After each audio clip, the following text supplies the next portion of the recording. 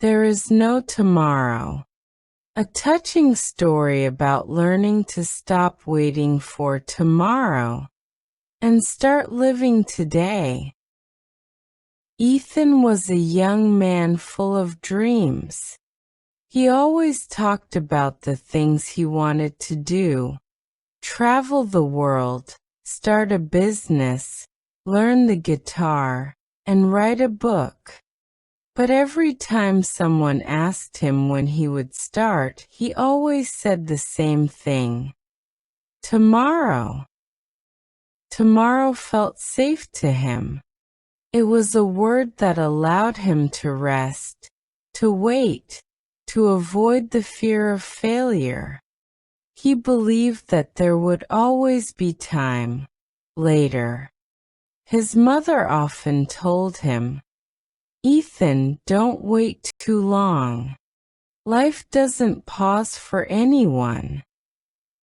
He smiled and replied, "I know, Mom, I'll do it soon." But deep down, he didn't believe there was any rush. At work, Ethan was the same. He always postponed tasks, saying, "I'll finish this tomorrow." Deadlines came and went, but he told himself he'd catch up later. His friends invited him to travel with them. They wanted to go hiking, to see the mountains and enjoy nature. Ethan said, "Next time, guys. I'll go with you next time." Days turned into weeks and weeks into months. He noticed his life was always the same: wake up, go to work, come home, scroll on his phone, and sleep. Nothing new ever happened, because he never started anything new. One evening, he got a call from his grandmother. She lived in another city and loved him deeply. She said softly, "Ethan, when will you come to visit me? It's been so long." Ethan smiled and said, "Soon, Grandma. I'll come next weekend." She laughed gently. "You always say that." He promised again, "This time I mean it."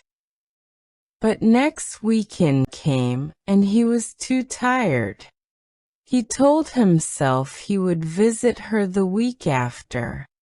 He didn't know that this time there would be no next week. A few days later, Ethan's sister called him in tears. "Grandma passed away last night," she said. Ethan froze. The phone almost slipped from his hand. That night, he sat in silence, tears falling down his face. He thought about her last words, her kind smile, and how many times he had delayed seeing her. He realized he had lost his chance forever. For the first time, Ethan understood what it meant to waste time. Tomorrow wasn't guaranteed. He whispered to himself, "Why didn't I just go? Why did I wait?" From that day, something changed in him. He woke up early, cleaned his room, and went for a run. He called his mother and told her, "I love you." He started doing small things immediately. If he had an idea, he acted on it. If he wanted to learn something, he started that same day. He joined a guitar class, began writing his first book, and volunteered at a local charity. For the first time, his days felt meaningful. He felt alive, not just existing. Weeks turned into months, and Ethan noticed how much his life had changed. He was more confident, more focused, and more grateful. He no longer waited for the perfect time. He created it. One night, he sat under the stars and thought about his grandmother. He smiled and whispered, "Thank you, Grandma. You taught me to live now, not later." He finally understood that life doesn't wait for anyone, because the truth is simple but powerful. Tomorrow isn't promised. All we really have is today. And from that moment on, Ethan never said tomorrow again. He said now, because that's when life truly begins, in the present.